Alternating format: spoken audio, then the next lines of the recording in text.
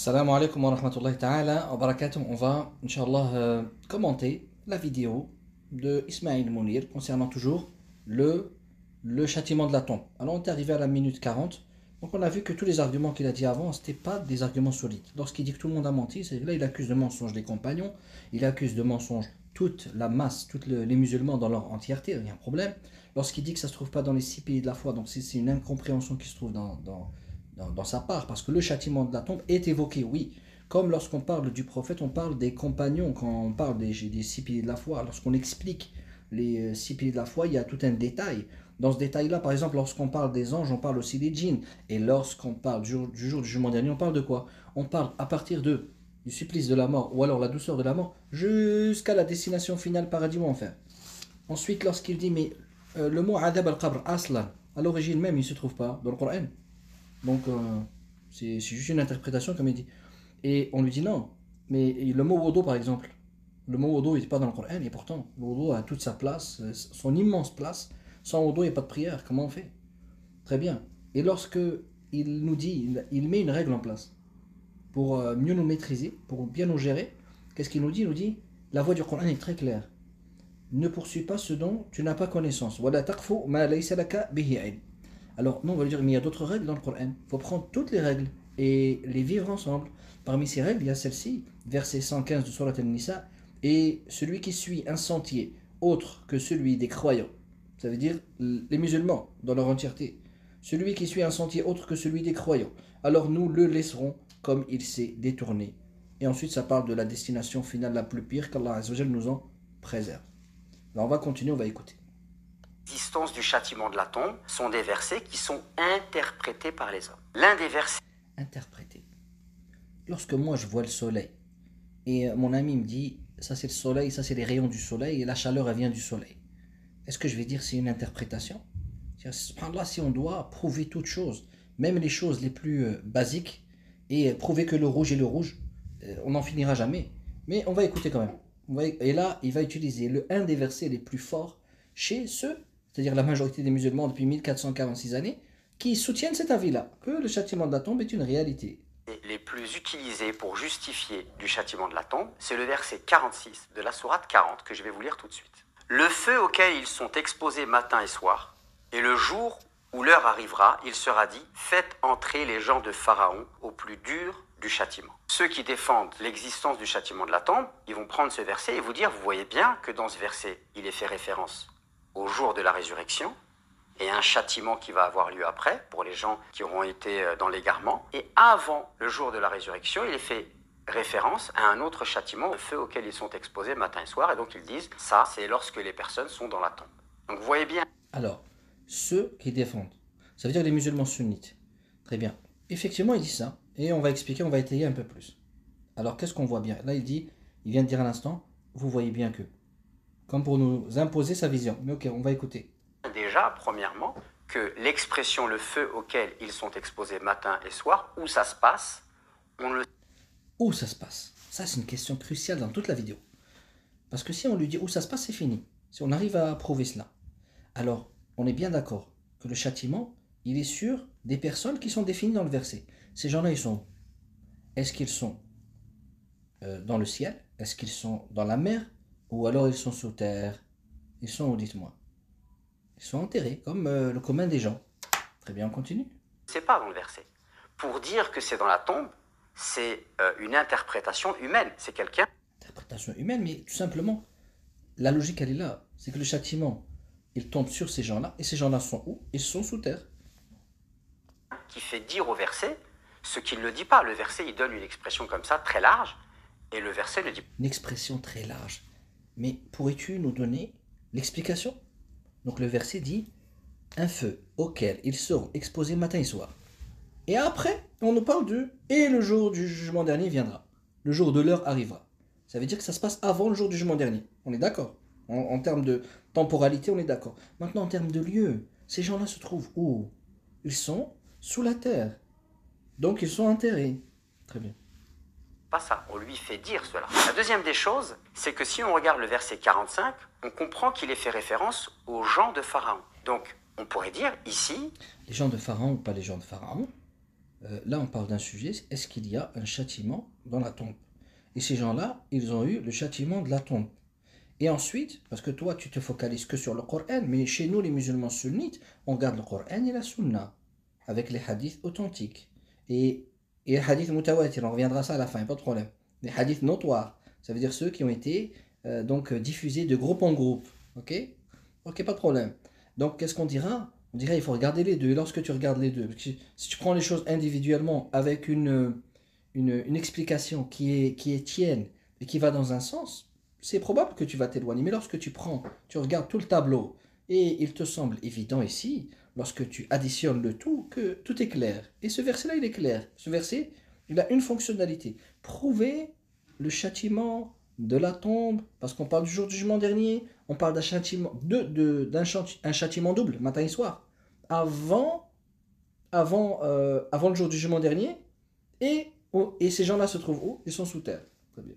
Le châtiment auquel ils sont exposés nuit et jour, c'est pour les gens de Pharaon. Pourquoi l'étendre à tout le monde? Qu'est-ce qui permet de faire cela? En plus, quand on replace le verset dans son contexte et qu'on lit à partir notamment du verset 23, on voit qu'il est uniquement question des gens de Pharaon et du conflit qu'ils ont eu avec le prophète Moussa. Il est question également des plaies d'Égypte. Donc quel est ce châtiment? Allahu a'lam, Dieu est plus savant. Ce qu'on peut dire, c'est qu'il y a des choses qui sont attestées de manière indiscutable dans le Coran. Et je vais vous lire. Donc maintenant, il va nous donner son meilleur argument, qui va un peu subhanallah, il va comme nous dire, voilà, moi je vais vous expliquer ce qui se passe. La réalité, elle est déjà écrite dans le Coran. Ok, on va l'écouter. Un verset qui vient nous enseigner quelque chose qui est répété à maintes et maintes reprises dans le Coran. Sourate 36, versets 51-52. Écoutez bien. Et on soufflera dans la trompe, et voilà que des tombes, ils se précipiteront vers leur Seigneur en disant « Malheur à nous, qui nous a ressuscités de là où nous dormions ?» C'est ce que le tout miséricordieux avait promis et les messagers avaient dit vrai. Donc on sait, d'après le Coran, que lorsque les gens vont mourir, eh bien l'âme va sortir de leur corps. Ensuite, ils vont aller dans la tombe et donc ils vont dormir. Il est dit également dans le Coran que, en fait, les âmes vont dans ce qu'on appelle el-barzakh. Sourate 39, verset 42, Allah reçoit les... Alors, avant de parler de barzakh, déjà, on va expliquer Mimma Qadina, de l'endroit où nous dormions. Alors moi, je suis sunnite. Je vais regarder mes savants, qu'est-ce qu'ils disent. Qu'est-ce qu'ils disent sur ce verset? Alors, les savants, en sachant que les mufassirin, ce sont des élèves des compagnons, qui eux sont des élèves de Rasul sallallahu alayhi wa sallam. Et voilà qu'on a un compagnon qui lui lisait tout le temps le Coran chez le prophète. Quand on parle du Coran, c'est pas que la lecture, aussi les explications. Lui, il nous a expliqué ce verset. Il nous a dit Mimma Qadina. Et c'est Ubay ibn Ka'b radiyallahu anhu. Il a dit Namu nawmatan qabla al-ba'th. Ils ont dormi avant le ba'th. Alors comment on peut maintenant avoir ces deux explications? À la fois d'un côté on nous parle du châtiment de la tombe, de l'autre côté on dit qu'ils ont dormi. Alors là c'est entre eux, les savants ils vont expliquer que c'est entre les deux moments où il a été soufflé dans la trompe. Parce qu'il y a deux moments où ça va souffler, et donc entre ces deux moments ils vont dormir. Combien ça va durer? Allah alim. 40 ans, et ainsi de suite. Donc là on trouve ça chez les mufassirines, on trouve ça chez les savants. Et tout ça c'est tiré à partir des versets, des hadiths qu'on a évoqués, mais marqadina. Et le fait qu'ils ont dormi, ça ne veut pas dire qu'ils ont souffert, ça n'exclut pas qu'ils aient souffert avant, en aucun cas. Les hommes, au moment de leur... Et pour pouvoir faire taire ce doute, tout simplement, il faut regarder le Coran et la Sunna. Quand tu regardes le Coran et la Sunna, Sunna authentique et notoire, je précise bien notoire, tu n'as pas de doute, parce que c'est clair. Que quand nous, les sunnites, quand on parle des textes, on parle Coran et Sunna. Hadith, sahih, bien sûr. Et dans ce cas-là même, mutawatir, on n'a pas de problème. Ok, quand on regarde les deux, c'est clair. C'est que maintenant, comment on va... Ça veut dire qu'il y aurait deux textes qui seraient contradictoires. Deux ensembles de textes qui seraient contradictoires? Non. C'est juste le premier, il parle de dormir, et l'autre, il parle de souffrance. Et qu'est-ce qui interdit qu'il y ait eu la souffrance pendant un long temps, et juste avant le jour du jugement dernier, il y a un sommeil?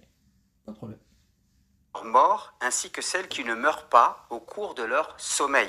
Il retient celles à qui il a décrété la mort, tandis qu'il renvoie les autres jusqu'à un terme fixé. Donc ce qui est attesté clairement dans le Coran, c'est que lorsque nous mourons, nos âmes quittent nos corps, elles vont vers le barzakh, et les âmes des morts restent dans le barzakh.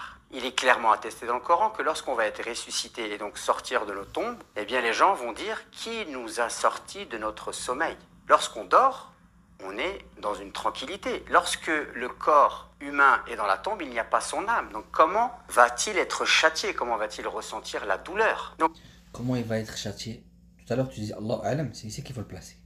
Comment il va être châtié? Ça appartient à Allah subhanahu wa ta'ala. Ne vois-tu pas que la personne même, subhanallah, les savants, ils évoquent ça. Tu vois pas une personne, elle dort à côté de toi, tout va bien. Et pourtant, elle est en train de souffrir, en train de faire un accident de voiture, elle est en train de se faire dévorer par un loup, c'est un rêve. Et elle souffre. Et la seconde, voilà que la personne, subhanallah, tu as l'impression qu'elle dort, tout va bien, et pourtant, au contraire, elle est en train de vivre un plaisir immense, à tel point qu'il va y avoir des effets sur son corps. Donc, tout est possible. Il n'y a rien qui rentre en contradiction ici, on n'a pas de problème. Et le barzakh, on n'a pas de problème avec ça. Concernant le châtiment de la tombe et le barzakh, on n'a pas de problème avec ça. C'est-à-dire même des fois, c'est vu comme des synonymes. On n'a pas de souci avec ça. l'idée du châtiment de la tombe, qui serait un châtiment avant même le jour de la résurrection, c'est-à-dire on serait châtié avant même d'avoir été jugé, est contraire au Coran. Alors ça c'est très intéressant. Allah, c'est comme s'il dit, Allah subhanahu wa ta'ala, il est injuste parce qu'il ne peut pas punir des gens avant le jour du jugement dernier. Mais Pharaon lui-même, Pharaon, on est bien d'accord qu'il a été châtié avant le jour du jugement dernier. Les peuples qui ont été anéantis, ils ont été châtiés avant le jour du jugement dernier. Quand on regarde Allah subhanahu wa ta'ala dans un verset 114, surat al-Baqarah, Allah subhanahu wa ta'ala dit qui est plus injuste que celui qui empêche que dans les mosquées d'Allah on mentionne son nom et qui s'efforce à les détruire. De tels gens ne devraient y entrer qu'apeurés. Et écoute la punition, pour eux ignominie dans ce monde d'ici-bas. Ça c'est une punition. Et ensuite il dit la suite, c'est-à-dire ils auront une autre punition qui les attend.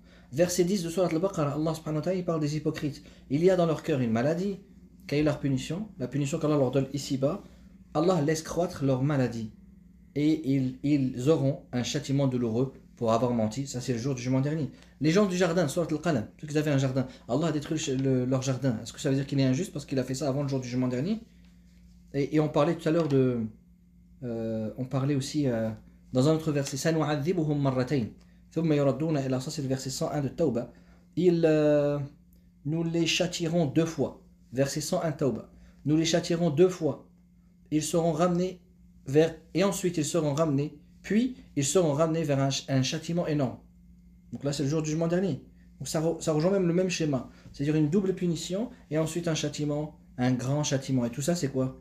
Tout ça c'est quoi si ce n'est des punitions avant le jour du jugement dernier? Allah fait ce qu'il veut. On va même avoir l'avis de certains savants qui vont évoquer que le châtiment avant le jour du jugement dernier, alors en réalité, ça peut même être une miséricorde pour que la personne, quand elle arrive face à la balance, au moins tous ses péchés, ils ont été expiés. Il faut le voir du bon sens. Donc on fera une autre vidéo pour la suite, Inch'Allah, parce que c'est interminable, toutes ces choses-là. Mais alhamdoulilah, il n'y a pas de problème, on va prendre point par point pour expliquer, Inch'Allah. Salam alaikum.